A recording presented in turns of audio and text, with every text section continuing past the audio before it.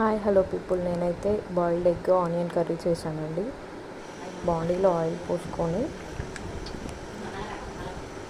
ఉల్లిగడ్డ కరివేపాకు వేసుకోవాలండి.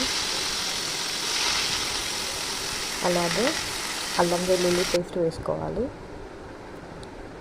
కొంచెం అవి రంగు మారిన తర్వాత 1 స్పూన్ పసుపు వేసుకోండి.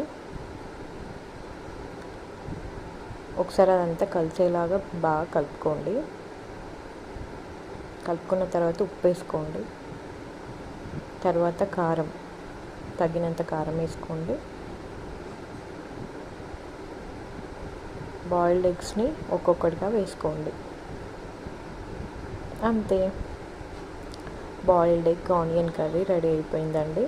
మీరు కూడా ట్రై చేయండి. చాలా సింపుల్గా ఉంటుందండి, క్విక్గా రెడీ అయిపోతుంది. చాలా టేస్టీగా కూడా ఉంటుంది. ఇలా చేసుకుంటే హెల్తీ కూడా.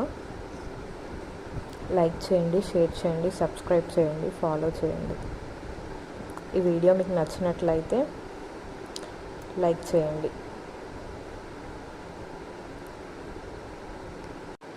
ఒకసారి మీరు కూడా ట్రై చేయండి. చాలా అంటే చాలా బాగుంటుందండి, మీకు నచ్చుతుంది.